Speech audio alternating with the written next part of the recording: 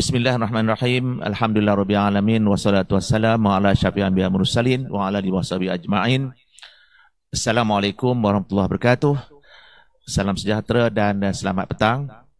Saudara Hafiz selaku pengacara pada petang ini, rakan-rakan pengurusan, saudara-saudari yang saya hormati.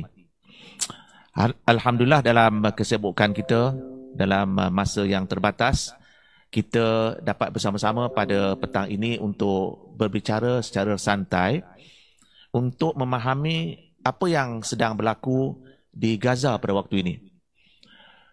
Satu perkara yang cukup penting untuk kita ketahui bahawa penderitaan yang dialami oleh rakyat Palestin di bumi Gaza ini bukan satu perkara yang baru. Mereka telah pun berhadapan dengan pelbagai bentuk kezaliman, penindasan dan pelbagai bentuk kesukaran sejak 7 dekad yang lalu. Oleh itu pada petang ini kita akan cuba melihat secara tidak mungkin dapat memahami semuanya, tetapi sekurang-kurangnya cuba memahami apakah sebenarnya berlaku dan memang tepat. Pedulikah kita? Kerana ketika kita bercakap ini, rakyat Palestin ataupun penduduk Gaza masih digempur, kanak-kanak dibunuh, penjara dibom dan sebagainya. Sedangkan dunia hanya memerhatikan saja apa yang berlaku. Malah ada persoalan yang dikemukakan.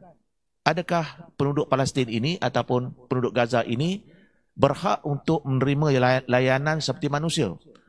Kerana apa yang berlaku pada waktu ini seolah-olah mereka tidak dilayani sebagai manusia.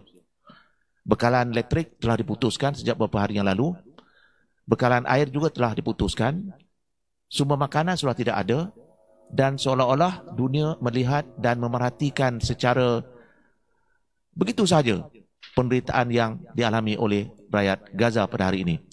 Saudara-saudari yang saya hormati, dalam masa yang terbatas ini, saya akan cuba memberikan gambaran yang boleh memberikan kita kefahaman perkara yang sedang berlaku. Dan saya yakin saudara dan saudari ada yang punya soalan ataupun perkara yang mungkin menjadi perkara yang ditanya oleh banyak pihak tentang konflik yang berlaku ini. Kita sering mendengar bahawa apa yang berlaku ini adalah salah Hamas kerana Hamas menyerang, oleh itu Israel bertindak balas. Di sini salahnya Hamas sebab media barat menggambarkan begitu. Oleh itu pada petang ini saya akan berikan gambaran bagaimana kita melihat secara objektif peperangan yang sedang berlaku dan mengapa rakyat Palestin bangkit pada waktu ini. Ini merupakan persoalan-persoalan yang akan kita perkatakan dalam masa yang terbatas ini. Saya nak mulakan saudara-saudari dengan ucapan yang disampaikan oleh Yang Amat Berhormat Perdana Menteri Malaysia di Persidangan Pertubuhan Bangsa-Bangsa Bersatu di New York baru-baru ini. Intipati ucapan beliau itu ialah tentang penempatan haram yang dilakukan oleh Israel yang mencabuli undang-undang antarabangsa, dan yang lebih penting ialah pembunuhan yang berlaku secara berterusan ke atas rakyat Palestin. Dan seperti saya sebutkan tadi bahawa masyarakat dunia sekadar mendiamkan diri ataupun sekadar membutakan mata mereka seolah-olah tidak ada perkara yang luar biasa berlaku, dan ini seolah memberikan lesen kepada Israel untuk bertindak secara ganas. Saya ingin memberikan sedikit gambaran terlebih dahulu untuk memahami bagaimana peristiwa ini berlaku. 100 tahun yang lalu, tahun depan cukup 100 tahun, apabila sebuah empire yang besar dipanggil sebagai Daulah Osmaniyah yang menguasai sebahagian besar daripada Asia Barat, Afrika Utara dan juga Eropah Timur, Asia Barat dan Afrika Utara, ya. Daulah Osmaniyah tumbang pada tahun 1924. Dan apabila daulah ini berakhir, wujudlah negara-negara kecil, dan antara negara yang dirancangkan akan wujud selepas itu ialah negara Israel. Baik, segala-galanya bermula daripada satu pengisytiharan yang dipanggil sebagai Balfour Declaration, iaitu satu bentuk persetiaan ataupun satu bentuk persetujuan antara seata Balfour, seseluar British pada waktu itu, dengan Lord Rothschild. Rothschild inilah orang kaya yang amat berpengaruh di Britain pada waktu itu. Apa kandungan perbincangan itu dalam apa dipanggil sebagai Balfour Declaration ini? Yang ini paling penting. Saya tandakan merah, ya, bahawa tanpa diketahui oleh rakyat Palestin, kedua-duanya menyatakan bahawa mereka bersetuju untuk mewujudkan sebuah negara Yahudi di Palestin. Apa pentingnya pengisytiharan ini? Ia menggambarkan bahawa seolah-olah seperti disebut hari ini, seolah bumi Palestin itu bumi yang kosong. Sedangkan mereka telah menduduki bumi ini sejak bertahun-tahun lamanya. Dan itu yang timbul dalam perbincangan baru-baru ini, ya, apabila penduduk awam Israel dibunuh. Sebenarnya hujah diberikan oleh rakyat Palestin bahawa mereka ini bukan orang Yahudi yang daripada tempat yang asal bumi Palestin. Logiknya mudah saja. Tanya para orang Yahudi yang berada di Palestin ini, di mana kubur nenek moyang mereka?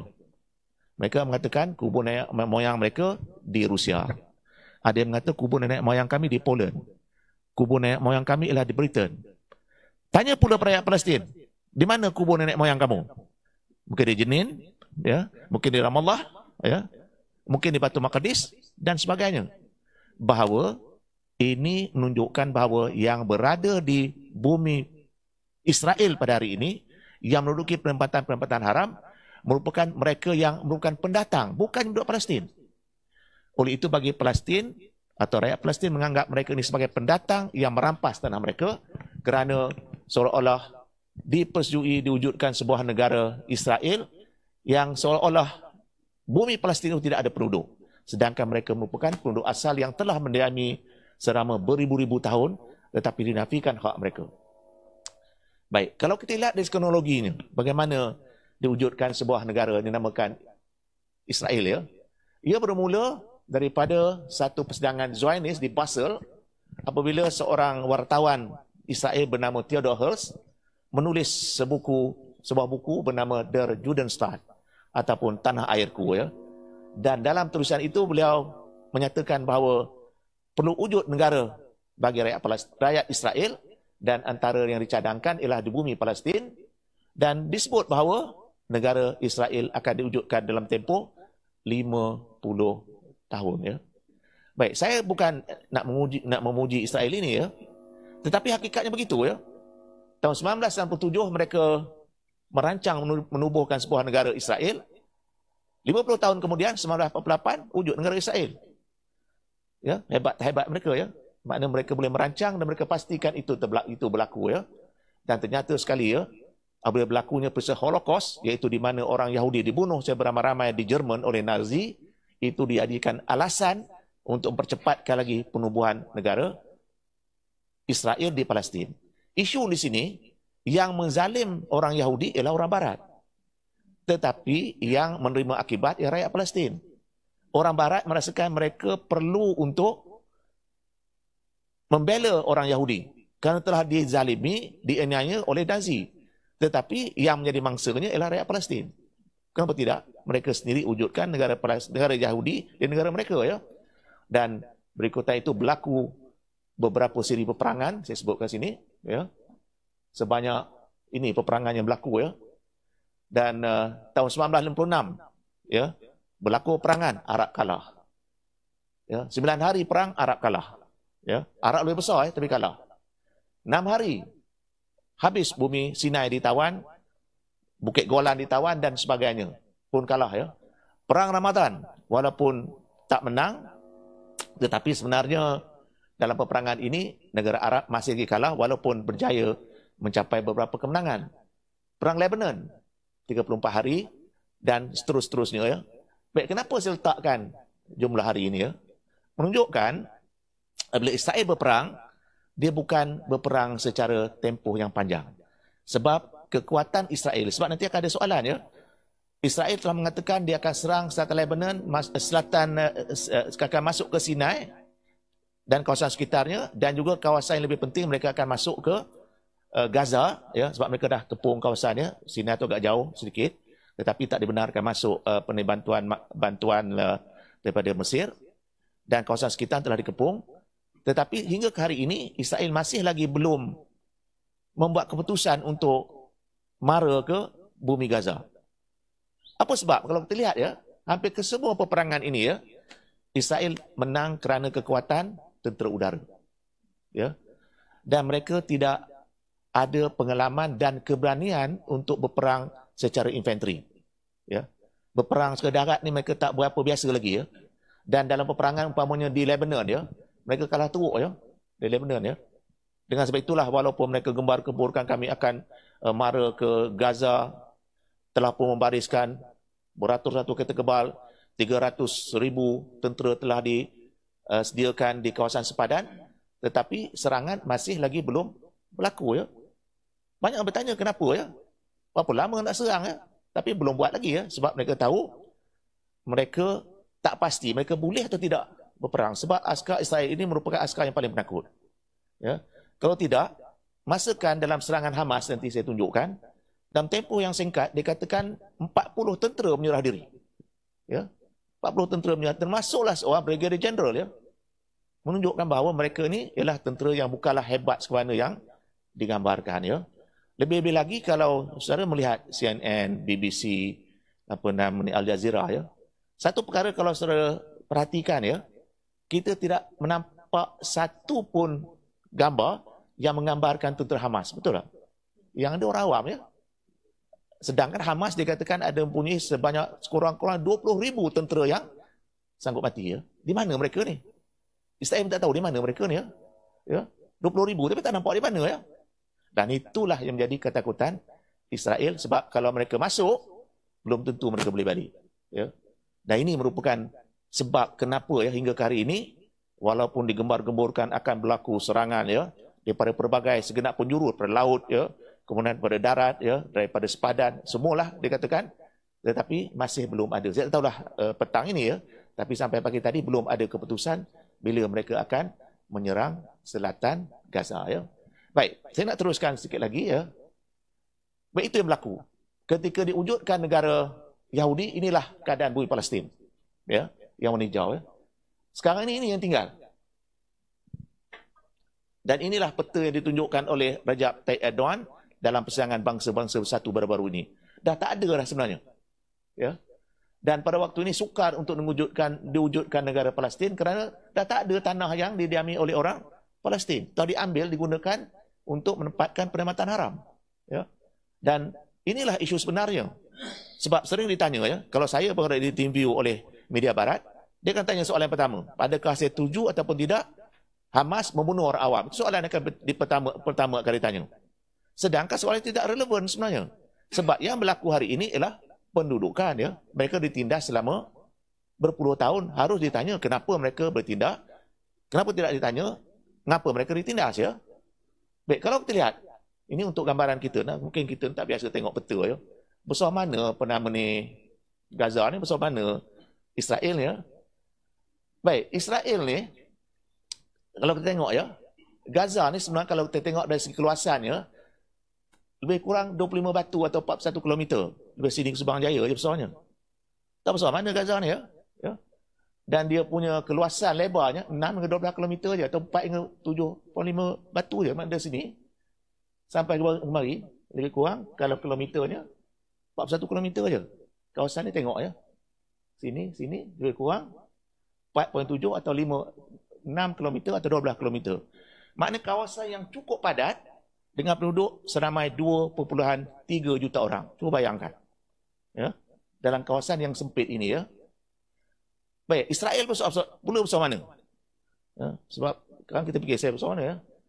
Malaysia 379 km persegi ya. Negeri Perak 21,006. Israel 20. Besar ni Perak aja. Ya, nak gambar nanti kalau tidak saya fikir Israel besar mana? Sebab sebesar itu Arab kelilingnya kalah. Ini kita kena bincang lebih detail kenapa jadi macam tu ya. Maknanya negeri taklah besar sangat ya. Ya.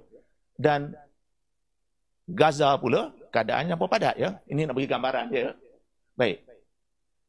Walaupun kecil ya, yang menjadi isu pada hari ini, satu demi satu negara Arab telah mengisap Israel ya. Termasuklah UAE, Sudan, Maghribi, Bahrain, Jordan, Mesir, Dan yang terakhir, dalam masa beberapa bulan ini jangka akan mengiktiraf Israel ialah Arab Saudi. Ada satu negara tak masuk, negara mana? Turki, ya. Dan Indonesia juga pernah satu ketika Perdana Menteri yang dulu, Presiden yang dulu, pernah menyebut tentang untuk mengiktiraf Israel, tetapi disebabkan protes menyebabkan terpaksa ditangguh. Baik, kenapa ya? Apa perlunya mereka mengiktiraf Israel? Ya, sebabnya lah kerana Israel mempunyai kekuatan yang tersendiri. Tadi saya bertanya dengan Eric, apalah kamu ni Kenya kuat menyokong Israel? Ya. Nak salah Kenya tak boleh, ya. Sebab Israel punya kepakaran dari segi pertanian, ya. Ya. Dan mereka hebat dari segi pertanian, ya. Cuba bayangkan, ya, kalau saya ada masa cuba lihat, walaupun negeri mereka itu asalnya padang pasir, tetapi mereka tukar menjadi kawasan yang boleh mengeluarkan buah orange dan boleh ekspor, termasuklah ke negara kita melalui third country, ya, negara ketiga, ya. Sebab mereka punya kepakaran yang mereka gunakan untuk negara lain. Pertahanan mereka, Singapura menggunakan pertahanan Israel, ya. Penasihat-penasihatnya. Sebab ialah kerana mereka ada kepakaran itu, ya. Dengan sebab itu, bagi negara-negara ini, selain daripada tekanan yang diberikan oleh Amerika Syarikat, mereka juga mengadakan hubungan dengan Israel kerana ada keperluan-keperluan yang berkaitan dengan high-tech, berkaitan dengan pertanian dan sebagainya. Baik. Saya nak sebut sikit Hamas. Siapa pula Hamas, ya? Saya sebutkan ini adalah kawasan-kawasan yang menjadi tumpuan, ya. Sebab antara bumi Palestin ini, ya, dia bagi dua, ya. Satu Gaza, yang ni. Ya. Satu lagi ialah tebing barat. Ya, inilah tebing barat, ini Gaza. Dia terpisah, ya. Baik, kenapa wujud negara ini? Sebab selepas Perang Dunia Kedua, sehingga tahun 1997, tebing barat ditadbir oleh Jordan. Ya, manakala Gaza ditadbir oleh Mesir. Ya. Tahun 1967, dua-duanya ditawan oleh Israel. Ya. Ya. Apabila berlakunya perdamaian antara Mesir dengan Israel, Mesir dapat kembali semenanjung Sinai. Tetapi Gaza dibiarkan tanpa pembelaan. Sama juga dengan Jordan. Ya. Dan inilah politik Arab, ya, bahawa mereka memikirkan untuk negara mereka. Mereka tak fikir tentang rakyat Palestin, ya. Dengan sebab itulah kalau kita lihat mereka ni terus tidak terbela sehinggalah, ya, mereka terpaksa bangkit sendiri, ya. Baik. Hamas ini ditubuhkan secara spontan. Ya, spontan maknanya secara macam terdesak, suasana yang memasa mereka ditubuhkan, ya. Pada satu petang ketika pekerja-pekerja Palestin ni, mereka kalau mereka bekerja di Israel, mereka akan pergi waktu pagi, mereka balik waktu petang. Dan mereka terpaksa melalui beberapa checkpoint. Ketika mereka sedang berbaris di checkpoint, sebuah kata kebaik saya langgar mereka, ya, dan ramai mati. Begitu saja, ya. Dan tidak ada pembelaan, ya. Dan besoknya ketika penggemumian, mereka keluar beramai-ramai dan lahirlah Hamas. Itu sebenarnya yang dipimpin oleh beberapa pemimpin yang akan sebutkan di bawah ini, ya. Dan mereka juga membentuk apa dipanggil sebagai pasukan Qassam ataupun mengambil nama Izzuddin Al-Qassam. Izzuddin adalah seorang ulama yang menentang Israel ketika diwujud negara Israel dan beliau kena mati dibunuh, ya. Dan mengambil nama beliau, itu namanya Al-Qassam Brigade, ya. Dan kalau kita lihat, ya, saya mendengar satu komen dalam sebuah stesen TV yang mengatakan bahawa pemimpin-pemimpin Hamas ini duduk di luar negeri dalam keadaan mewah, ya. Itu betul berlaku kepada pemimpin Hamas. Pemimpin PLO bukannya Hamas, ya. Pemimpin PLO memang kita diketahui, ya, dan juga dikritik kerana kehidupan pemimpin-pemimpin mereka yang mewah, ya. Tetapi bukan Hamas, kerana hampir semua pemimpin Hamas sudah mati dibunuh. Hampir semuanya, ya. Saya tunjuk gambaran nanti. Syekh Ahmad Yassin, Abdul Aziz Rantisi, Ismail Bushanab, Salah Sahadi, inilah general-general dia ataupun komander-komander dia, Imad Akhir, Mahmud Hanud, Yahya Ayash, ini pakar bom, ya, yang membuat bom, ya. Dan Mahfud ni adalah dibunuh ketika beliau pergi ke Dubai. Bila ejen-ejen Israel masuk ke bilik beliau, gunakan alat seolah beliau mati sakit jantung, ya. Kesemuanya mati dibunuh, ya. Dan yang tinggal berapa orang, ya, ya, ni saya sambung sikit dia, Yang tinggal beberapa orang yang ni saya pergi dulu, ini ialah Syekh Ahmad Yasin.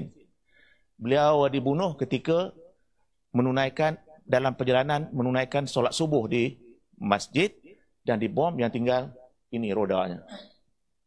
Ya. Kemudian diambil alih oleh Abdul Aziz Rantisi, juga mati dibunuh. Ya. Hampir semua mati dibunuh. Ya. Ya.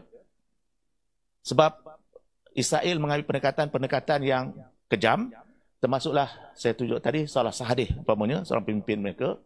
Beliau rumahnya dibom, habis satu keluarga mati. Ya. Yang sekarang ini ialah Muhammad Diaf. Ya. Muhammad Diaf adalah pemimpin pada waktu ini, dan beliau hilang matanya buta sebelah, tangannya pun kudung sebelah, kata kaki berkudung sebelah, isterinya mati, anaknya mati, ya, termasuk dua orang anaknya mati. Ya.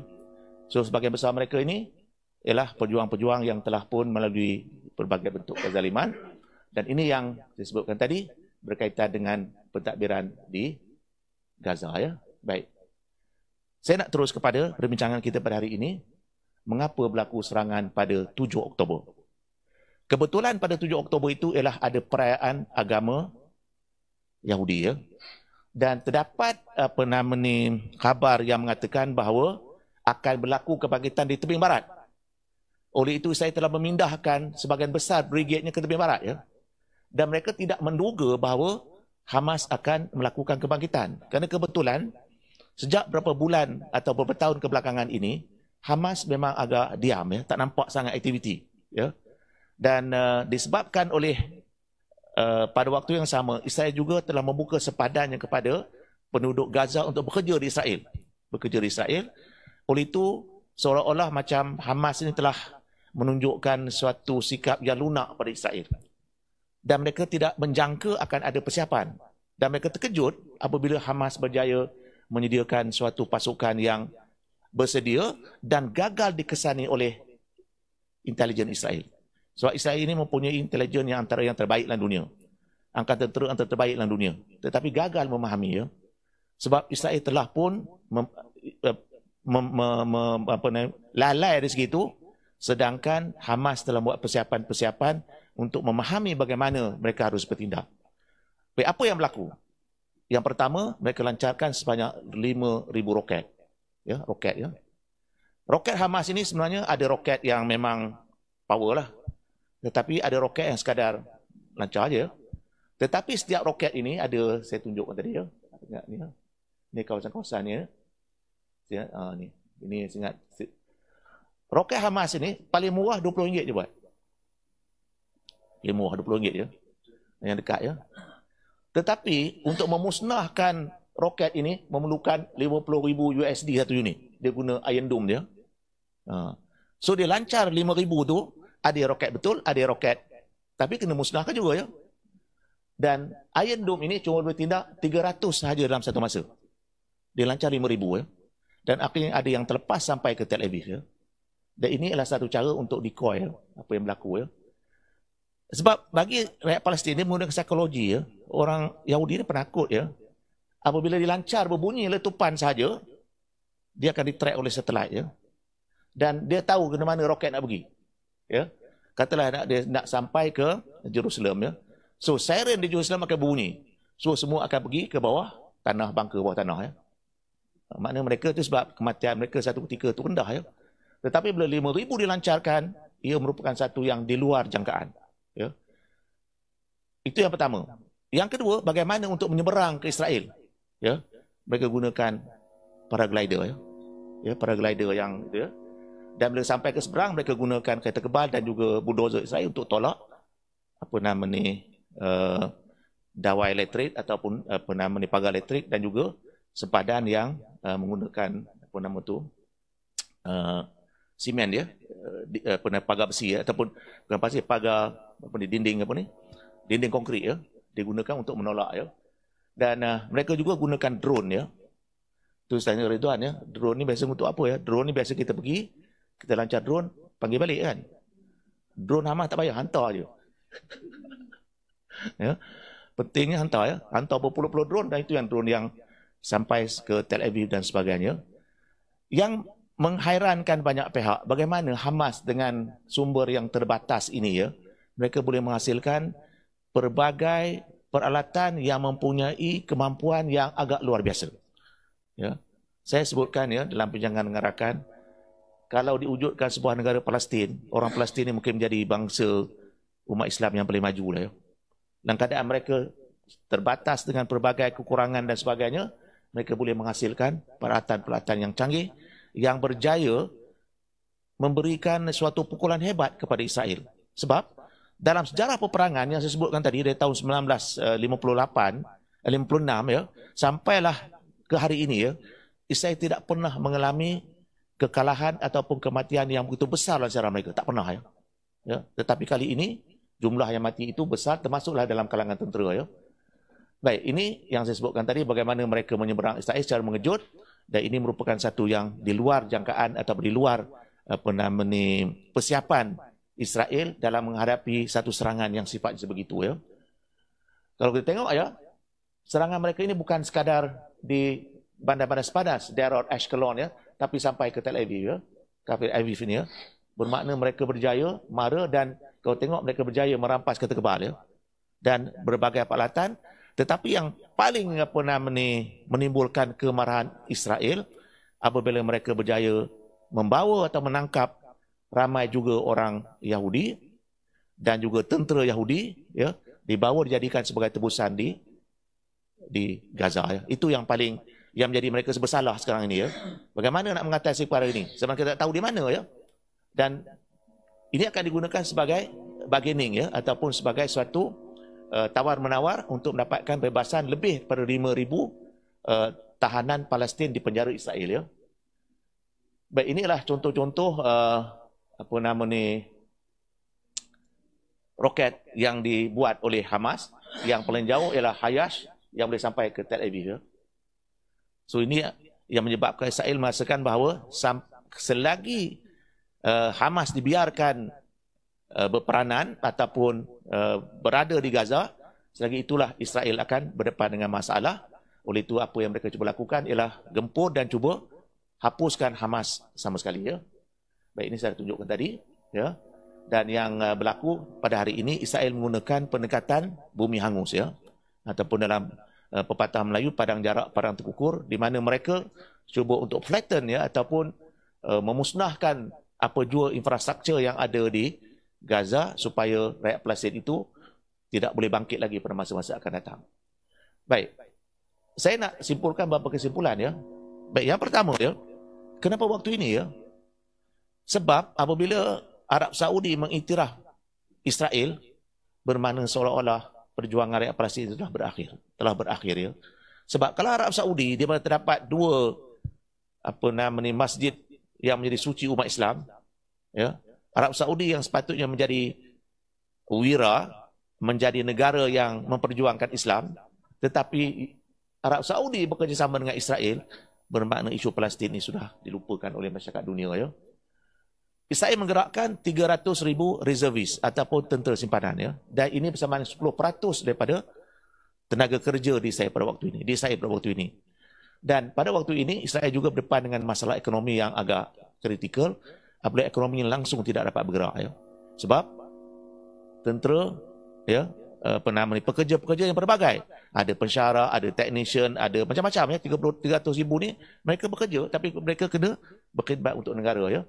Dan pada waktu yang sama lapangan terbang juga tidak boleh beroperasi, dan pada waktu ini kita dapati Israel banyak mengambil pekerja-pekerja asing ya, pekerja dari Thai, dari Nepal dan sebagainya untuk mengganti pekerja Palestin selama ini. Kalau ini berterusan, seolah-olah rakyat Palestin tidak diperlukan lagi. Dan itulah sebabnya bila Hamas bertindak turut membunuh dan menculik pekerja-pekerja asing bagi menakutkan mereka. Dan memang ketara pekerja-pekerja daripada Filipina, daripada Thailand, daripada Nepal sudah pun mula takut dan kembali ke negara mereka ya. Saya juga mengalami masalah kewangan ya.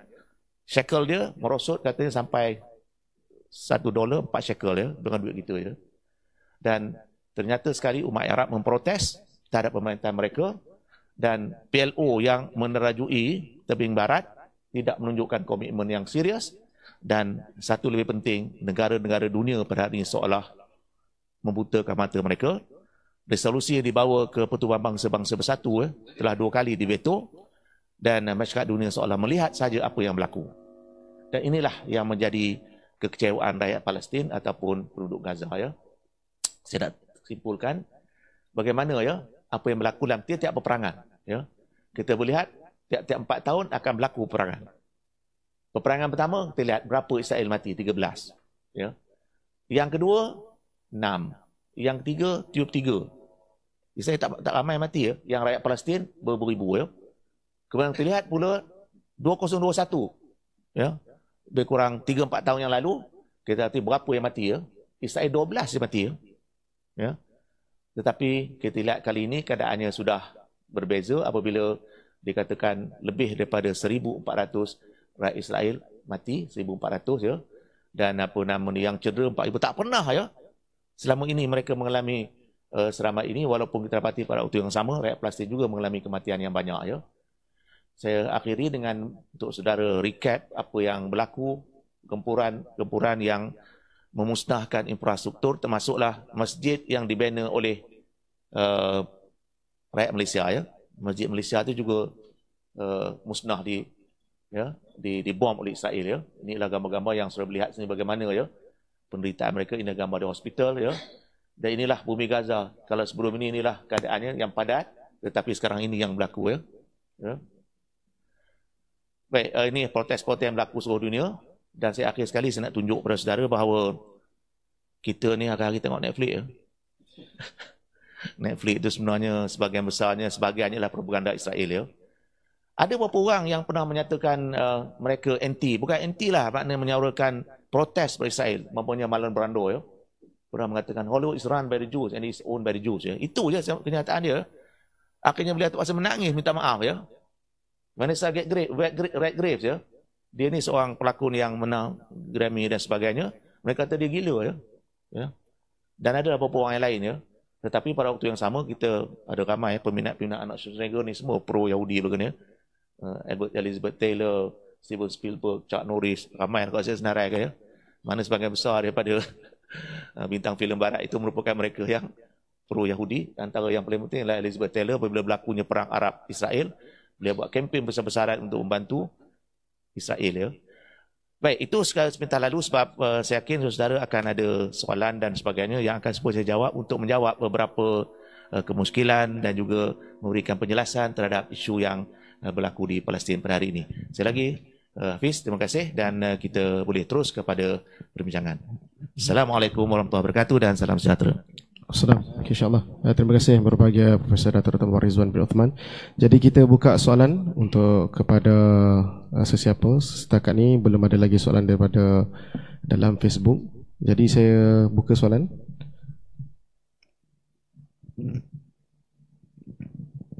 Okey, sebelum tu ada sedikit soalan Datuk daripada Facebook. Daripada Rozinon katanya, apa soalan dia? Apa yang kita rakyat Malaysia boleh lakukan untuk membantu rakyat Palestin? Itu antara soalan yang ada lah dekat dalam Facebook. Mungkin sebelum kita nak ni, mungkin Datuk boleh jawab dulu sikit. Baik, kalau kita lihat pada waktu ini tak banyak yang boleh kita bantu. Sebab bantuan-bantuan yang bersifat bantuan kemanusiaan masih lagi belum dibenarkan masuk. Oleh itu yang berlaku pada waktu ini ialah memberikan suatu macam public opinion ya, iaitu penyataan sikap ataupun bantahan terhadap apa yang berlaku. Dan apa yang berlaku di bandar-bandar utama dunia pada hari ini ialah demonstrasi besar-besaran. Dan Malaysia merupakan antara negara yang agak lantang menyatakan protes terhadap Israel kalau dibandingkan dengan setengah negara Islam ya. Oleh itu apa yang boleh kita lakukan sudah tentu kita sebagai umat Islam antara yang paling boleh kita lakukan adalah kita berdoa ya. Dan bagi saya sebenarnya saya sudah pun diminta untuk beberapa kali menyuarakan pandangan tentang Palestin ya. Dan sebagian besar daripada bila mereka jemput saya tidak notice ya. Datuk kita boleh tak on air dalam petang ni? Tak ada notice apa-apa ya. Soalannya tak ada apa pun tak ada ya. Saya kata macam mana ya. Okey, tapi saya pergi juga sebab nak ajak perang Palestin tak berani ya. Takat sebab cakap insya-Allah. Oleh itu apa yang saya nak sebutkan sini ialah peranan kita untuk menjelaskan. Sebab saya masih dapati ramai dalam kalangan rakyat Malaysia ini yang masih tidak memahami tentang isu ini. Ya. Salah seorang kerabat raja, saya tak sebut dari mana ya. Apabila keluar dalam surat khabar, yang mengatakan bahawa tindakan yang berlaku ini, yang bukan perang sebelum ini ya, perang sebelum ini ya, itulah kesalahan rakyat Palestin kerana mereka dah bom Israel balas dia balik. Dia jawab begitu ya. Itu yang pertama.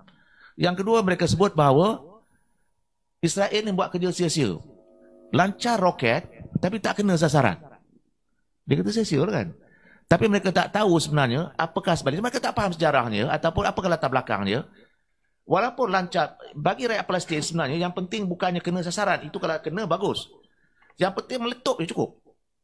Bila meletup tu rakyat takut dah.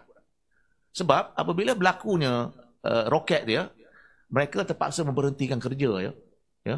Katalah umpamanya dilancarkan roket, peraturan SOP mereka kena berlindung di tempat perlindungan ya. Cuba bayangkan kita yang kerja pejabat macam ni ya, tengah sedap-sedap bersyarah sebagainya, tiba bunyi bom, kena pergi ke pangka. Sejam lepas tu kena datang balik ya. Kemudian 2-3 jam lagi satu lagi roket ya. Akhirnya satu hari tak ada kerja ya. Dan ini berikan kesan ekonomi ya. So maksud di sini kita kena faham dalam konteks mereka itulah sebenarnya yang mereka terpaksa lakukan. Dan mereka juga gagal memahami ya bahawa rakyat Palestin ini bangkit bukan sekadar bangkit, tetapi mereka bangkit kerana mereka telah pun dijajah, mereka telah dinafikan hak mereka, mereka dihalau berbumi mereka. Ya. Oleh itu yang dibela sekali lah pencurinya ya. Yang kena curi itu seolah dipersalahkan ya. Itu disebut oleh Edward Said dalam bukunya Blaming the Victim ya. Kita menyalahkan mereka jadi mangsa ya. Dan itu berlaku pada hari ini ya. Oleh itu untuk memahami isu Palestin ini, kita kena faham the root cause ya. Apa masalah pokok, apakah puncanya ya? Puncanya apabila rakyat Palestin ini diletakkan dalam satu dipanggil open prison, penjara terbuka terbesar di dunia kerana sepanjang Gaza itu dikepung sejak berapa tahun yang lalu. Mereka tidak boleh, mereka tak ada masa depan ya. Sebab pembelajaran mereka memang terbatas ya. Dengan sebab itu antara yang menjadi sasaran Israel ketika berlaku serangan ialah mereka memusnahkan sama sekali Universiti Islam Gaza. Hancur ya. Apa pun tak tinggal. Ya. Sebab mereka tahu pendidikan itu akan menjadi kesan besar kepada perjuangan rakyat Palestin. Dengan sebab itulah ya, apabila ditanya soalan tadi apa peranan kita, dengan sebab itu disebutkan kalau kita ada Facebook, yang ada Twitter, yang ada TikTok dan sebagainya, ialah untuk memahamkan, memberikan kesedaran kepada masyarakat secara keseluruhannya bahawa isu Palestin ini ialah isu yang telah berpanjangan selama 7 dekad, 70 tahun ya. Dan kita perlu faham bahawa mereka ialah masyarakat yang telah ditindas begitu lama, masyarakat yang dizalimi, dan dengan sebab itulah apabila kenyataan dibuat oleh duta Palestin ke bangsa-bangsa bersatu, you treat the people like animal, kalau kita layan mereka seperti haiwan, inilah yang berlaku. Ya, mereka akan bangun semula.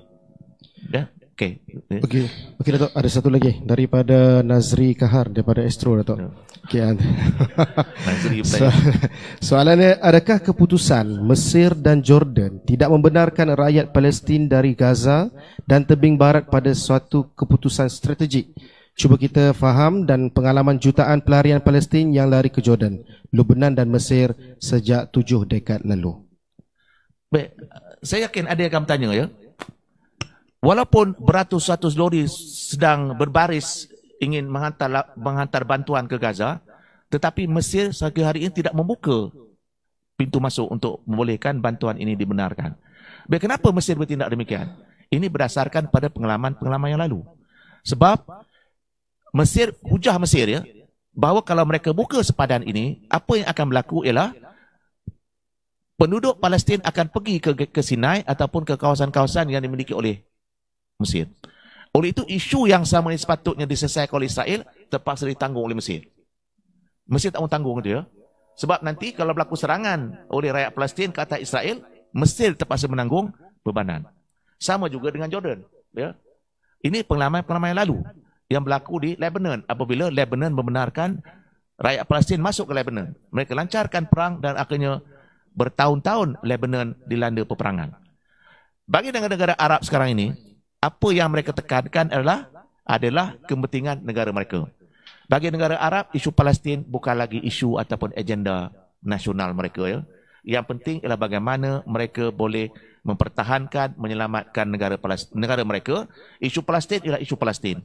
Dan inilah satu perkara yang cukup malang, ya, di mana umat Islam tidak lagi melihatnya sebagai satu yang berkaitan dengan kepentingan umat ataupun bangsa, tetapi itu dianggap sebagai masalah mereka sendiri. Dengan sebab itulah kalau kita pada hari ini, walaupun ya berlakunya demonstrasi besar-besaran ya di hampir sebahagian besar ibu kota dunia, tetapi yang berlaku demonstrasinya cuma di beberapa buah negara sahaja. Saya bertanya kepada mereka yang berada di negara Teluk, ada atau tidak demonstrasi? Sehingga semalam tak ada demonstrasi apa-apa lagi. Ya. Mungkin mereka sokong, ya, tapi nak menyatakan ya protes dan sebagainya, sebenarnya ini juga menjadi ketakutan Al-Sisi. Apabila perang ini berterusan, ketakutan Al-Sisi iaitu Presiden Mesir, kalau nanti rakyat Mesir bangkit, ya, sebagai protes, dia takut ya berlaku Arab Spring yang kedua dan sebagainya, ya. Dengan sebab itu, negara-negara Arab juga mengambil pendekatan menindas ataupun tidak membenarkan pernyataan protes itu secara terbuka. Oleh itu, dalam konteks pada hari ini, seperti ditanya oleh Nazri, di mana perkiraannya? Kemanusiaan atau kepentingan nasional? Ya, nampaknya mereka memilih untuk mempertahankan kepentingan nasional mereka daripada memikirkan soal rakyat Palestin. Dan itulah sebenarnya. Oleh itu apa yang berlaku pada 7 Oktober dahulu, ya, ini ialah manifestasi daripada kekecewaan rakyat Palestin kerana mereka menyedari umat Islam, rakan Arab mereka tidak lagi mempedulikan nasib mereka. Oleh itu bagi rakyat Palestin, mereka yakin kalau mereka nak tentukan masa depan mereka, mereka kena bangkit, mereka kena berusaha dan mereka kena perjuangkan. Tak boleh diharap lagi. Harapkan bangsa bersatu. Kita lihat apa yang berlaku. Walaupun mereka telah dikempur, dibunuh dan sebagainya, bangsa-bangsa bersatu masih lagi bersidang dan masih gagal membuat sebarang keputusan. Itu yang berlaku, ya. OIC masih belum ada sebarang keputusan, ya. Liga Arab juga belum ada keputusan. Sedangkan rakyat Palestin sudah beribu-ribu mati. Maknanya bagi rakyat Palestin, ya, mereka harus memikirkan sendiri, merancang sendiri, berusaha sendiri kalau mereka ingin memastikan survival mereka. Mereka dibunuh sebenarnya, ya. Dan sebenarnya untuk makluman saudara, ya, dalam sejarah rakyat Palestin ini, ya, rakyat Palestin dibunuh oleh rakan Arab mereka dengan dibunuh oleh Yahudi itu sebenarnya tak banyak beza, ya. Tahun 1971 berlaku pembunuhan besar-besar rakyat Palestin di Jordan. Dikatakan seramai 10,000 rakyat Palestin telah dibunuh oleh rejim Jordan pada tahun 1971, ya. Hal yang sama juga di Lebanon, ya. Ya, apa yang berlaku di peristiwa Shabra dan Shatila, ya. Apabila rakyat Palestin dibunuh di kamp Shabra dan Shatila. Maksudnya di sini bahawa rakyat Palestin ini menjadi satu seolah macam bebanan kepada dunia Arab, ya. Oleh itu seperti yang ditanya tadi, ya, bagi mereka biarlah, ya, membiarkan apa yang berlaku, tetapi tidak bersedia untuk membuka sepadan untuk membenarkan perkara-perkara asas, ya. Air, ya, makanan dan sebagainya masuk. Itu pun tak dibenarkan baik dari Jordan maupun daripada apa namanya sepadan Rafah, ya, di Mesir, ya. Baik, saya silakan kalau ada yang lain. Okey, kita buka di dalam lah. Okey, Cik Ida Suhana, boleh pakai mic. Assalamualaikum semua. Assalamualaikum. Apabila Datuk menyebut tentang negara-negara di sekitar Palestin lebih menekankan ataupun menjaga negara masing-masing, saya teringat kepada kata-kata oleh Ismail Faruqi mengenai Madrasatul Ummah. Jadi di situ saya rasa kita perlu revisit balik keadaan kita sebagai satu ummah Islam. Tapi saya lebih berminat dengan Arab Saudi. Pada pendapat Datuk, adakah mereka akan mendapat direct benefit jika mereka menerima Israel sebagai satu negara? Adakah mereka akan mendapat direct benefit ataupun keputusan mereka ini lebih diambil kerana mereka adalah ally United States of America yang sangat kuat? So, saya ada pilih. Baik. Bila Eda bertanya soalan itu, ya, soalan ini juga menjadi keperhatian saya, ya. Sebab apa yang berlaku di Gaza ini melambangkan itulah kualiti umat Islam, ya. Itulah kualiti kita, ya. Di mana apabila saudara-saudara se-Islam kita, kalau kita ambil seluruh Islam, ya, ditindas, ya. Seperti disebutkan tadi lah, kita cuma boleh berdoa saja, ya. Ya. Kalau kita lihat dari segi aspek kemanusiaan ya, mereka itu manusia ya. Tetapi itulah sebenarnya dilakukan kerana mereka itu manusia yang nama Palestin. Oleh itu dunia boleh membenarkan apa yang berlaku. Ya. Saya menyebut ini sebagai kualiti umat ya. Bagaimana mereka melihat isu itu sebagai isu yang penting ya. Saya selalu sebutkan dan saya pernah sebut beberapa kali ya. Kita di alam Melayu ni kita biasa dengar ya. Syarif Melaka je tahun berapa Syarif? Melaka di tahun Portugis tahun berapa? 15 bulan sampai dia tahu.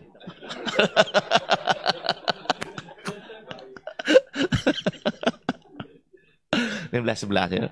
Dia tahu bahawa Portugis datang ke timur dan antara empire ataupun sebuah kerajaan besar yang mereka tawan ialah Melaka 15-11 ya. Sebenarnya bila Melaka ditawan ya, orang Melayu tidak putus-putus ya melancarkan pelbagai bentuk serangan ataupun usaha untuk menawan semula Melaka daripada Portugis ya. Sehinggalah kemudian ditawan oleh Belanda, kemudiannya berpindah pada Inggeris pada 1824 ya. Tetapi apa yang saya sebutkan sini ya, bahawa apabila sebuah wilayah namanya Melaka, sebuah tempatnya nama Melaka ditawan oleh Portugis, ia dianggap mencemarkan umat Islam, mencemarkan orang Melayu. Sepanjang sejarah ya, Johor Riau, Melaka dan kemudiannya oleh Aceh ya, yang juga melancarkan serangan ke atas Portugis di Melaka. Sebab dianggap itu sebagai satu hak maruah ya. Dan dalam usaha untuk menawan semula Melaka, antara kelemahan yang dihadapi oleh orang Melayu tidak punya kepakaran membuat meriam.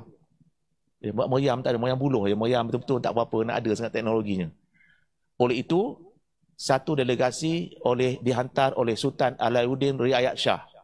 Dihantar ke Turki, ya, bertemu dengan Sultan Turki dan menyatakan bahawa Melaka ditawan oleh Portugis. Apabila Sultan Osmaniyah, ya, masa itu Sultan Sulaiman, mendengar berita tentang ini, beliau telah menghantar bala tentera dari Turki ke Aceh untuk membantu Melaka, menawan Melaka. Maknanya bila Turki itu jauh sebenarnya, tengok saya tunjuk gambar dia, ada saudara nak tunjuk. Jauh sebenarnya, bukan dekat ya. Tak nampak betul. Kita dekat sini ya. Dia daripada sini ya. Istanbul nak pergi berapa jauh ya.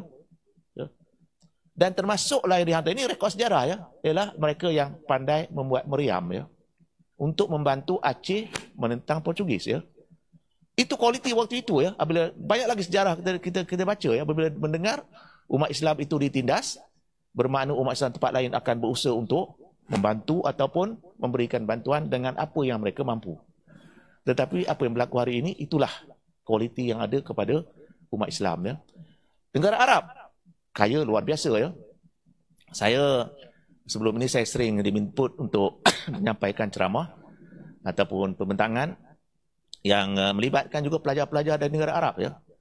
Sebagai mereka itu sebahagian juru terbang, ada yang pegawai tentera dan sebagainya. Dan dalam ini saya tak tunjukkan sebab saya tak mau bincang perkara ini. Sebelum ini pernah saya tunjukkan, negara Arab membelanja untuk tujuan membeli senjata antara terbesar dalam dunia ya. Dan negara Arab seperti Arab Saudi adalah antara negara yang paling banyak berbelanja untuk membeli senjata ya. Bila saya tanya kepada mereka rakan-rakan ya, Arab ni, apabila mereka ni tentera ya, kenapa negara Arab ini berbelanja besar untuk membeli senjata? Sebagai contoh, Iraq ketika Saddam Hussein terdapat lebih kurang 4,000 kereta kebal. Ya, satu kereta kebal lebih satu kampus ya. Ya, satu kereta kebal ni sampai 25 juta satu ya. Bayanglah ya. 3 hingga 5 juta duit kita untuk satu kereta kebal. Ada 4,000 kereta kebal di bawah Saddam Hussein. Di mana pergi 4,000 ni? Semua jadi besi buruk. Ya. Saddam Hussein pernah mempunyai sekitar 250 jet tempur ya. Satu jet tu paling kurang 30-40 juta ya. Di mana perginya? Satu pun tak ada ya. Dipanggil waste asset ya, harta terbuang begitu ya. Ya. Negara-negara Arab membeli senjata yang cukup luar biasa ya. Kekuatan tentera luar biasa ya. Saya tanya kepada mereka, kenapa negara-negara Arab beli senjata dan menghabiskan duit untuk beli senjata ya? Apa jawapan? Jawapan standard yang mereka berikan, bahawa kami punya banyak musuh. Itu jawapannya. Betul beli senjata untuk musuh kan? Kami punya banyak musuh. Saya tanya, musuh nombor satu siapa? Semua standard menjawab, musuh nombor satu Israel. Ya. Sebab itulah kami beli senjata banyak ya. Saya tanya soalan seterusnya. Dalam tempoh seminggu lalu, berapa butil peluru yang dilancarkan di Israel. Bukan roket, butil peluru saya. Jawapannya kosong. Mana Arab nak perang Israel? Ya, ya. Seminggu. Sebulan yang lalu juga kosong. Setahun yang lalu pun kosong. Mana Arab nak perang Israel? Dulu dah 20 tahun yang lalu ya. Oleh itu apa gunanya membeli senjata yang banyak ini? Alat-alat senjata ataupun persenjataan ini digunakan untuk menindas rakyat sendiri ya, bukan untuk lawan Israel ya. Ya. Mereka beli senjata-senjata canggih ni ya untuk surveillance ataupun untuk mengintip rakyat mereka, untuk memastikan penindasan dilakukan kalau berlaku kebangkitan, bukan tentang Israel ya. Tapi itu yang berlaku ya.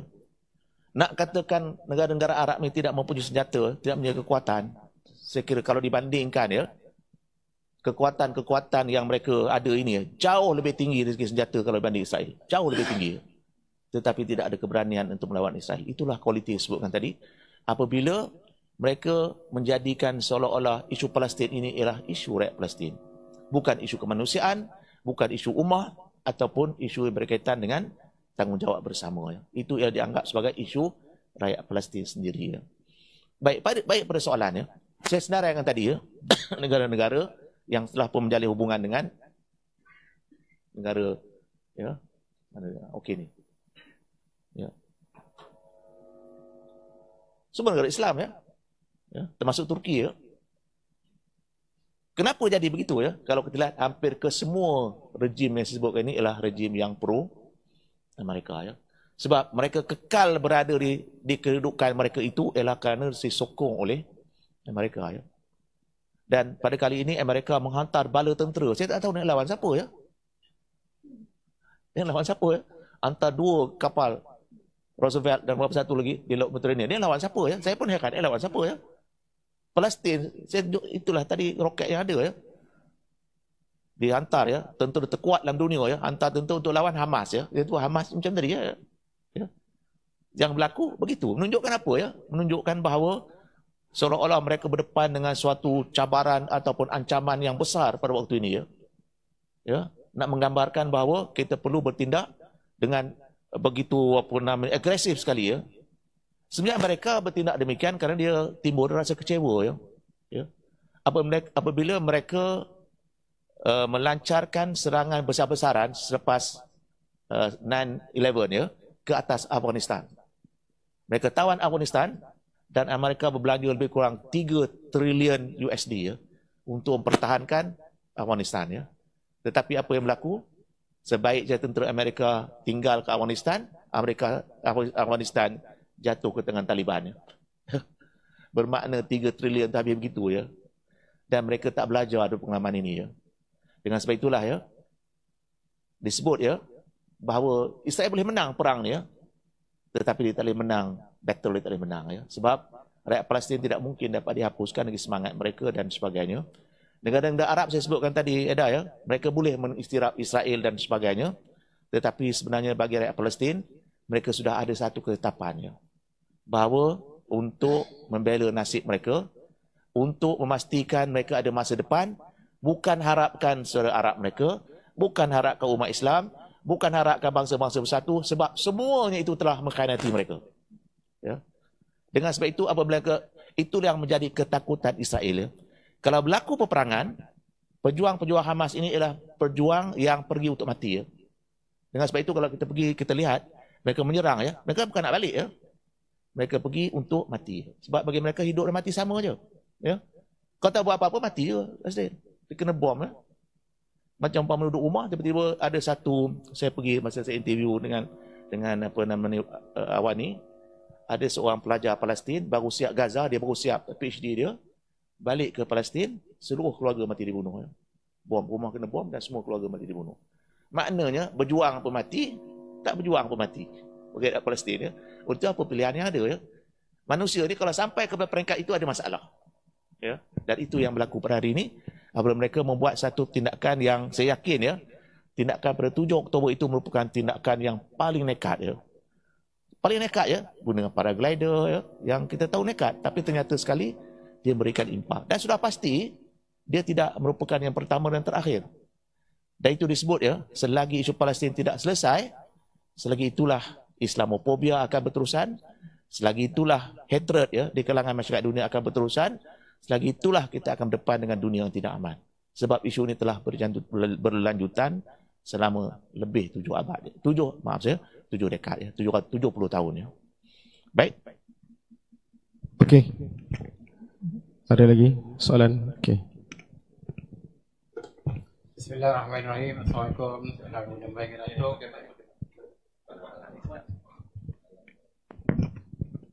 Bismillahirrahmanirrahim. Assalamualaikum kepada Datuk, para pengurusan dan juga sidang penonton di dalam dan juga di luar Indosel. Satu soalan yang ada turutan ataupun susulan persoalan tadi, Datuk. Kalau kita lihat pada Mac 2022, Turki yang diterajui oleh Erdogan menjalin semula hubungan diplomatik dengan Israel. Jadi berkaitan dengan Arab Saudi, kita tahu bahawa dia tak pernah mempunyai hubungan diplomatik dengan Israel.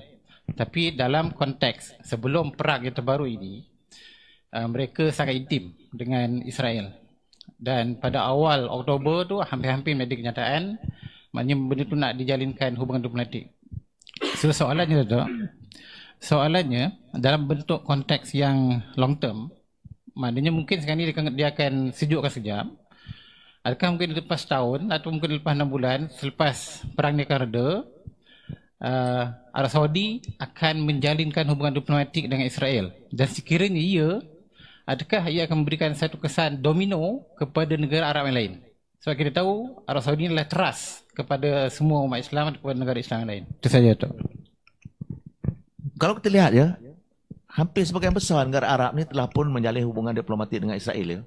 Oleh itu yang menjadi negara yang paling utama, ya, negara yang dianggap paling berharga lah ya oleh Israel kalau dijalin hubungan diplomatik itu ialah Arab Saudi ya. Dan kita tahu ya, Raja Arab Saudi atau Raja Muda ya, iaitu Muhammad bin Salman itu memang diketahui sebagai seorang yang pro kepada Amerika ya. Dan pada hari ini kita dapati Arab Saudi bukan lagi sebagai mana Arab Saudi dipahamkan dengan tebalnya dengan pahaman Wahabi dan sebagainya. Sebab pada hari ini Arab Saudi ingin menjadikan beberapa kegiatan itu sebagai sesuatu yang boleh menjana pendapatan. Pada hari ini kalau kita lihat pendekatan pergi umrah dan pergi haji itu sebagai suatu aktiviti perniagaan sebenarnya. Dengan sebab itulah kalau pada hari ini dibuka visa dan sebagainya sebab bukan kalau dulu kita lihat Mekah dan Madinah itu haji nombor 1 ya. Tetapi sekarang ini lebih kepada melancong ya.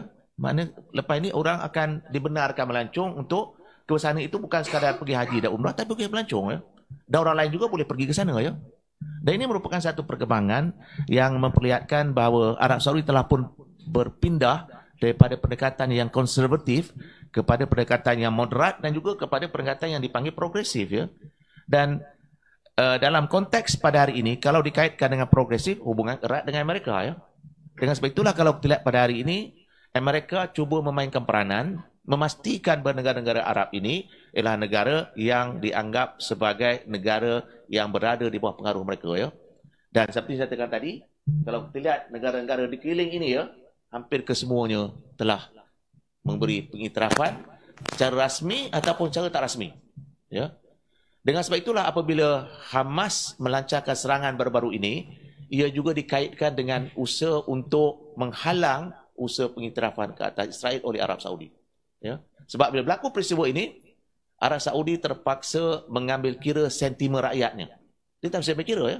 Sebab kalau dia terus juga dengan pengiktirafan itu akan berlaku kebangkitan dan kekhawatiran bagi pemimpin-pemimpin Arab ialah berlakunya Arab Spring yang seterusnya. Itu amat ditakuti ya.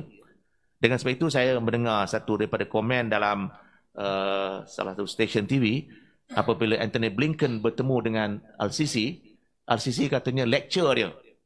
Ya, sebab tindakan yang menyokong Israel ini boleh menyebabkan rakyat bangkit. Dengan sebab itu kalau kita lihat dalam pembentangan kita yang sebelum ini ya, ketika saya bentangkan pada bila kawan? Pada bulan 2021 ya. 2021 kita putuskan kita buat program itu pada hari Jumaat. Ya. Ada yang mencadang buat minggu depan, kita tak boleh minggu depan, kena buat juga minggu tu pada Jumaat. Sebab saya tahu bahawa kalau saya nak stop peperangan, dia kena elakkan pada hari Ahad. Berperang hari Ahad. Apa sebab? Apa Syarif? Kenapa dia tak nak kalau peperangan itu berlaku pada hari Ahad masih berperang? Sebab dia akan menyaksikan ratusan orang berdemonstrasi di jalan raya. Ya. Dan kita menjangka esok Jumaat ratusan ribu orang akan menunjuk perasaan. Ya. Dan Israel walaupun dia tak peduli, tapi kadang-kadang dia akan memberikan imej tak baik apabila ada orang pijak bendera, ada orang bakar Netanyahu, ya. Tak sedap juga kan. Tengok seluruh dunia bendera kena bakar sebagainya. Dan ada orang buat, saya agak itu doktor punya video, ya. Gambar burung gagak gigit bendera Israel sampai jatuh. Ya. Benda tu sangat boleh, tak tahu saya mungkin betul mungkin tak betul. Tapi boleh dibuat. Tapi nak menggambarkan bahawa Israel pada hari ini menjadi negara yang dianggap sebagai negara paria, ya. Malahan apabila saya tunjuk, ya, apabila saya pergi ke luar negeri jumpa rakan-rakan daripada berbagai negara, ya. Apabila saya tunjukkan dalam pasport saya itu boleh lawat semua negara dalam dunia kecuali Israel, saya akan terhina sebenarnya. Mana teruk benar negara kami ni. Memang teruk je. Sebab walaupun benda tu kecil, tapi bila ada satu negara, dia tak banyak, ya. Kalau mungkin tak negara barat tapi melawat Korea Utara, mungkinlah mana Sabah, ya. Dia menjaga tak boleh Israel itu tercatat dalam pasport dia. Dan ini merupakan satu perkara yang memberikan gambaran buruk pada imej mereka, ya. Sebenarnya kalau orang Melayu ni, ya, Rezaki berapa kali jumpa dengan Yahudi lagi? Tak pernah jumpa. Tapi marah dengan Yahudi tak ada dah. Betul tak? Kita ni marah dengan Yahudi tak ada, ya. Dan kadang-kadang kita silap sebenarnya. Yahudi ni sebenarnya yang kita tentang adalah Zionis, ya. Kena jelas, ya. Sebab tak semua Yahudi ni, ya. Sebab ada juga dalam kalangan orang Yahudi ni dia cukup anti dengan Israel, ya. Dia panggil orang Hasidin yang kalau kita tengok dia pakai topi putih kunang rambut keriting-keriting, ya. Dan saya pernah sebutkan ketika saya belajar di UK berlakunya pembunuhan di Masjid Ibrahim, ya, di Hebron pada tahun 1990 berapa 3 sampai 4 begitu, ya. Tepat di Tottenham tu ialah kawasan ramai orang Yahudi, ya. Hari Sabtu nampak mereka ramai pergi ke ada dia punya tempat sinagog mereka tu, ya. Dan bila berlaku pembunuhan, saya melihat satu billboard besar, ya, yang condemn serangan ke atas Masjid Ibrahim. Saya pun terkejut. Ingatkan Yahudi waktu tu, kita tak kenal Yahudi. Tengok Yahudi tu, kalau nampak depan saya melintah. Kau ni bertembung pun tak mahu, dia benci, kan. Tapi rupanya mereka bukannya golongan Zionis, ya. Dan mereka ini adalah kelompok yang juga menentang kezaliman-kezaliman yang berlaku, ya. Dengan sebab itulah kita ada orang Noam Chomsky umpamanya. Cukup anti pada Yahudi, ya. So kita kena jelas, ya, yang kita tentang ini ialah Zionis yang datang daripada Poland, datang daripada Rusia, ya, yang memang sikap chauvinisnya luar biasa, ya. Tetapi yang Yahudi keseluruhannya tidaklah begitu. Cuma bezanya orang Melayu sebab orang Melayu tak pernah jumpa orang Yahudi. Kita jumpa orang Yahudi ni kat mana? Kat mana kita tahu orang Yahudi ni? Yang pertama dalam media lah, ya. Satu lagi, kita pada kecil kita tahu orang Yahudi dalam Quran tu lah. Kita mengaji dekat dekat madrasah, surau, tok guru cerita orang Yahudi ni begitu begini, kita pun percaya, kan. So kita pukul sekali orang Yahudi. Asal Yahudi je kita kira tak boleh, ya. Kalau tempat saya tu lagilah ekstrim, ya. Beberapa tempat lain saya faham begitu, ya. Kalau ada benda tak baik semua Yahudi. Termasuklah ada rumput. Satu rumput tu dia memang susah, racun tak mati. Dia panggil rumput Yahudi. Rumput Israel. Dia orang jual apa nama orang Palestin tu jual bulan puasa jual shank apa tu? Ya, lamb shank, kan. Kemudian harganya mahal sikit. Dia kata jual orang Palestin harga Yahudi. So maknanya benda tak baik ni semua Yahudi, kan. Kita kata benda lain tak apa. Kata kamu Yahudi jangan pecah kepala jawabnya. Sebab orang Melayu Yahudi tu memang dia sebab betul lah kita faham Yahudi pada Al-Quran. Tetapi ditambah pula dengan kezaliman-kezaliman ini menyebabkan kebencian kita itu bertambah. Dan saya pun tak mahu jadi begitu, ya. Ya, mereka pun tak mahu mereka jadi begitu. Dalam kalangan orang Yahudi juga ada dalam kalangan mereka yang merasakan mereka ini sepatutnya dihormati sebagai orang yang bertamadun, ya. Tetapi dalam keadaan sekarang jadi sebaliknya, ya. Dan sebagai menyalahkan Benjamin Netanyahu, ya.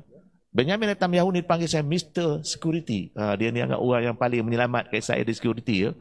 Tapi bila berlaku peristiwa ini, ya, habis dia punya imej, ya. Dengan sebab itulah tindakan beliau ke atas Gaza itu sebenarnya antaranya ialah personal vendetta, ya.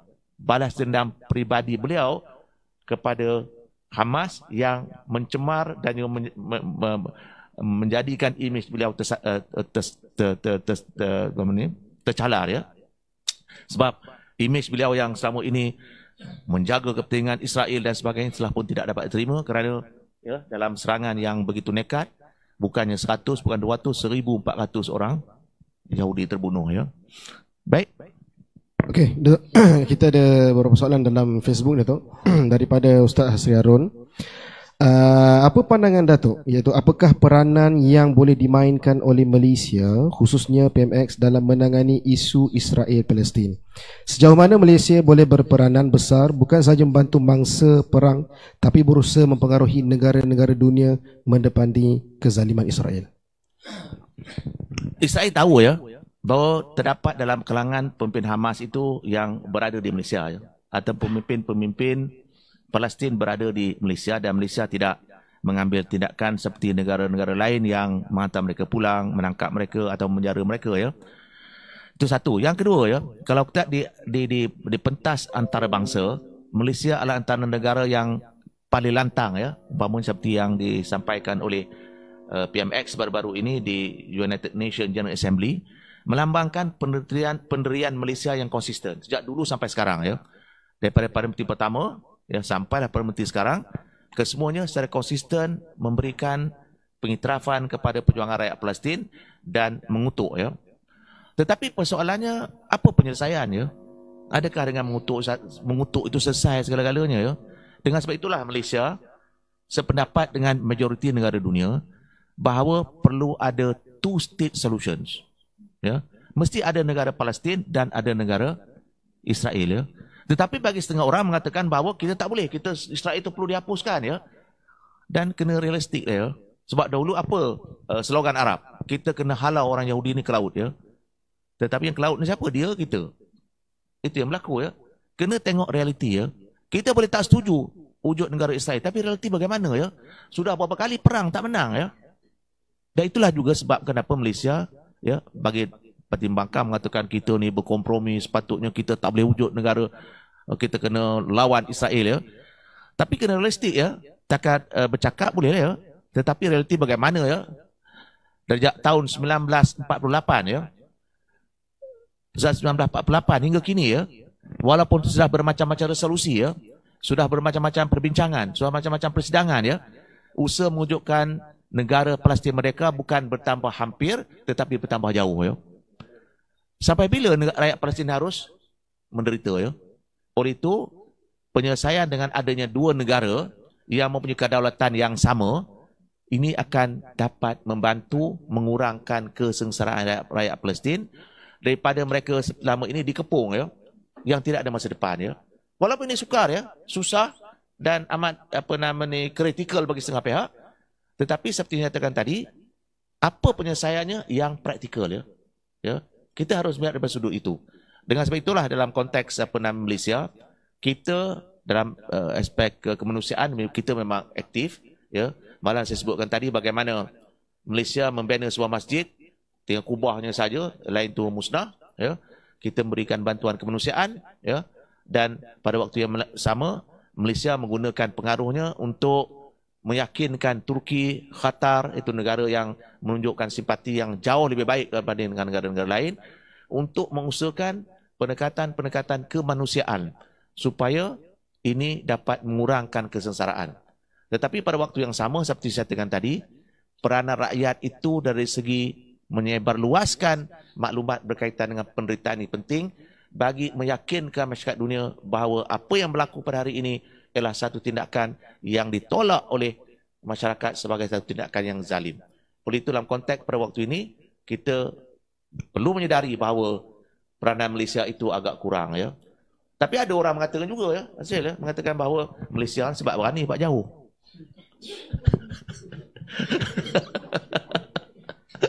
Cuba dia sepadan dengan Jordan, tak berani itu sebab jauh. Ya tak ya juga kan.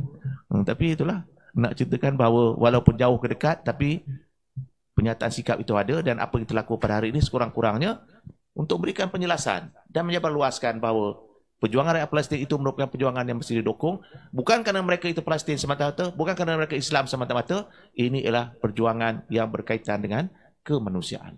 Mana suruh yang menamakan diri sebagai manusia harus melihat ini ialah suatu perjuangan sejagat yang harus dan perlu ada penyelesaian setelah 2 generasi mereka itu generasi yang tinggal di kemah-kemah pelarian, yang tidak ada masa depan ya. Sampai bila? Kalau 70 tahun sudah menderita, nak 70 tahun lagi. Ya, solusinya two state solution ataupun pembentukan 2 negara yang membolehkan kedua bangsa ini duduk secara aman. Itu ialah pendekatan yang praktikal ya. Okey, saya rasa mungkin yang terakhir kalau ada dekat sini. Okey, saudara Kartik. Okey, selamat petang dan salam sejahtera semua. Okey, bagi Datuk, soalan saya pada pandangan Datuk, hampir dah 70 tahun, 70 dekad kan, 7 dekad peperangan ini berlangsung. Jadi pada pandangan Datuk, agak-agak bilakah peperangan ini akan berakhir dan kita kembali aman semua boleh? Macam mana tu? Baik, ini adalah satu soalan yang saya anggap praktikal dalam konteks dunia pada hari ini ya. Baik, kalau kita tanya ya, adakah rakyat Israel suka berperang? Ya, memang betul ada mereka suka berperang ya. Tetapi daripada imej yang ditunjukkan dalam media ya, saya yakin tidak semuanya suka berperang. Contohnya, apabila berlaku, saya tunjukkan tadi ya, dalam sejarah peperangan ya dengan Israel ni ya, tidak di mana atas lagi yang beberapa hari ya, ke atas lagi. Ni. Ya, Israel sebenarnya peperang tak lama ya. Dan saya yakin di Gaza ni 12 hari paling tinggi sangat, 20 hari itu paling tinggi ya. Ya, sebab apa seterusnya ya? Apa matlamatnya ya? Ya. Dalam konteks berhari mereka nak leburkan sekadar balas dendam ya, kerana mereka dimalukan ya. Saya nampak begitu saja ya. Adakah ini akan membawa kepada perdamaian? Ya. Dan dia tahu tidak bawa kepada perdamaian ya. Seperti yang nyatakan tadi dalam perang di Lebanon ya. Di mana Lebanon yang tahun 2006 ya. Perang itu paling lama peperangan ya. Sebaik saja diumumkan kejahatan senjata, tentera Israel ni berpesta ya. Sebab suruh nak balik kampung ya. Sebab mereka tak minat nak perang ya. Sebab mereka pergi perang itu kerana terpaksa ya. Sama juga berlaku yang sekarang ini ya. Mereka pergi perang itu kerana terpaksa dan sebagian mereka itu tak mau pergi perang ya. Ada satu persatuan ibu-ibu tentera yang mana mereka tak mau hantar anak mereka ke medan perang ya. Sebab sebagian mereka merasakan, bagi mereka merasakan bahawa inilah suatu perjuangan yang sia-sia ya. Oleh itu balik kepada persoalannya, sampai bila ya? Itu saya katakan tadi ya, bahawa dalam konteks Israel pada hari ini terdapat dalam kalangan mereka yang menyeru supaya diwujudkan perdamaian. Ya. Di Amerika sebagai contoh baru-baru ini, kalau yang berlaku sekarang ini ya, kalau sebelum ini majoriti daripada Kongres, ahli Kongres Demokrat menyokong Israel, kali ini separuh menyokong rakyat Palestin. Sama juga berlaku dalam Parlimen Britain. Terdapat dalam kalangan ahli parlimen mereka yang menyokong rakyat Palestin. Itu juga berlaku di Sweden ya. Menunjukkan bahawa telah berlaku shift atau peralihan. Kalau sebelum ini seluruhnya menyokong Israel, tetapi pada hari ini mereka telah melihat bahawa ini bukan suatu pendekatan yang membawa perdamaian pada dunia. Bukan caranya. Ya. Akan berterusan ya. Malah kalau kita lihat serangan dilakukan ke atas PWTC yang di WTC yang nanya kita. Bawa balik ni. WTC ya. Antara dikaitkan dengan Palestin. Ya. Islamophobia dikaitkan dengan Palestin. Banyak lagi isu yang berlaku hari ini Palestin. Menunjukkan bahawa selagi isu ini tak selesai, selagi itulah dunia tidak aman. Ya. Berlaku peristiwa ini sudah tentu ada dalam kalangan mereka yang merasakan bahawa dunia patut berbuat lebih dari itu ya. Saudara mungkin pernah mendengar nama Rachel Corrie ya. Seorang wanita muda ya. Muda-muda ingat 21 tahun gitu ya. Di Amerika ya. Dia tengok gambar-gambar ni ya. Dia rasa macam kecewa dan dia ingin perjuangkan rakyat Palestin. Dia pergi ke Palestin. Palestin ni kalau ada sesiapa sahaja dalam kalangan keluarga yang terlibat dengan Hamas atau Fatah dan sebagainya, rumah mereka akan dimusnahkan kalau mereka terlibat dalam serangan ya. Dan dalam satu peristiwa, Israel nak musnahkan rumah ya. Dan Rachel Corrie ini dia tahan bulldozer ya. Ya. Langgar bulldozer mati. Ya. Berani buat begitu ni. Jadi, jorok rumah berani ya. Aja. Berani ke tahan? Berani ya. Tapi seorang wanita berkulit putih daripada Amerika sanggup mengorbankan nyawanya untuk rakyat Palestin. Yang kita pun tak sanggup. Ya. Ini menunjukkan apa? Menunjukkan masyarakat dunia pada hari ini sudah menyadari bahawa berlakunya kezaliman yang berterusan. Ya. Yang mesti diselesaikan. Ya. Berbalik pada soalan tadi, sampai bila ya? Selagi Amerika Syarikat dengan dasarnya yang seperti ini, yang pro Israel dalam apa jua ya, diceritakan bahawa Israel ini sedang dizalimi, sedang ditindas ya, seolah macam yang menindas itu ialah rakyat Palestin ya, tetapi mereka lupa keadaan sebenarnya. Selagi itu tidak akan ada aman di dunia pada hari ini. Tetapi seperti saya katakan tadi, buktinya sesuai akan lihat pada hari Ahad nanti ya, kita akan melihat seluruh dunia akan berdemonstrasi, menyatakan sokongannya, dan Amerika Syarikat, kuasa-kuasa besar, tidak boleh mendiamkan diri. Kerana apa yang berlaku ini memberikan suatu implikasi dari segi hasrat masyarakat dunia. Baik. Apabila berlaku perang di Ukraine, orang tanya saya, apa pandangan saya tentang perang Ukraine? Saya mengatakan bahawa perang Ukraine ada hikmahnya. Sebab, selama ini penderitaan cuma dialami oleh rakyat Palestin. Tetapi hari ini, penderitaan dialami oleh rakyat Ukraine. Bermakna pada waktu inilah mereka baru faham makna penderitaannya. Kalau tak, mereka tak faham ya. Waktu inilah rakyat Ukraine memahami bahawa penaklukkan oleh Rusia itu merupakan satu kezaliman. Kalau tidak, mereka tak rasai benda ni ya. Ya. Mereka anggap rakyat Palestin isu Palestin ya. Dengan sebab itu saya sebutkan tadi, bila berlaku perang Ukraine, ia memberikan satu, bukan kita sokong mana-mana ya, kezaliman, kita sokong penjajahan sebagainya. Tetapi dalam konteks yang pada hari ini, untuk masyarakat faham, mereka kena lihat contoh ya. Itu yang berlaku di Ukraine ya. Dan apabila berlaku, barulah dunia menimbulkan bahawa ini sebenarnya merupakan sebahagian daripada masalah dunia yang mesti diselesaikan. Kalau isu Ukraine kena diselesaikan, isu Palestin juga kena perlu diselesaikan. Dan saya yakin kata ya, dengan walaupun terpaksa dibayar dengan harga yang cukup mahal apabila Gaza digempur, Gaza dimusnahkan sebagai padang jarak, padang terkukur mengikut patah Melayu ya. Tetapi saya yakin dia akan berikan impak bahawa yang pertamanya, Israel walaupun dengan kehebatan dari teknologinya, kehebatan dari tenteranya, dia belum tentu dia kuat dan dia belum tentu tidak boleh dikalahkan. Dia kena tahu bahawa dia boleh dikalahkan. Ya? Tenteranya canggih, ya? Tenteranya hebat, ya? Tetapi dia boleh dikalahkan. Kalau ini berterusan, akan berlaku lagi serangan seperti ini. Sampai bila ya?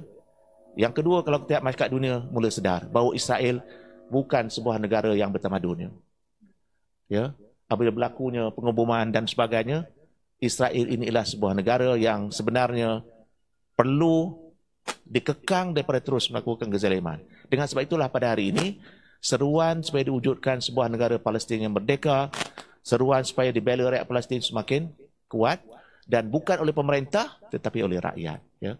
Oleh itu, saya nak simpulkan bahawa walaupun apa yang berlaku di Gaza pada hari ini merupakan sesuatu yang menyayatkan hati dan satu segi yang lain mengecewakan, tetapi ada implikasi yang memberi impak kepada perkembangan dunia pada hari ini, memberikan suatu impak yang akan memberikan kesan yang kita anggap lebih positif dalam membela nasib dan juga penderitaan rakyat Palestin yang sudah pun berpanjangan selama 70 tahun. Hafiz, saya ucapkan terima kasih kepada semua yang sanggup mendengar secara langsung dan juga rakan-rakan dalam Facebook, live dan sebagainya yang ingin berkongsi pengalaman, maklumat dan sebagainya. Dan saya mengharapkan sedikit apa yang saya sampaikan itu memberikan manfaat kepada semua. Terima kasih kepada semua. Assalamualaikum warahmatullahi wabarakatuh. Salam sejahtera.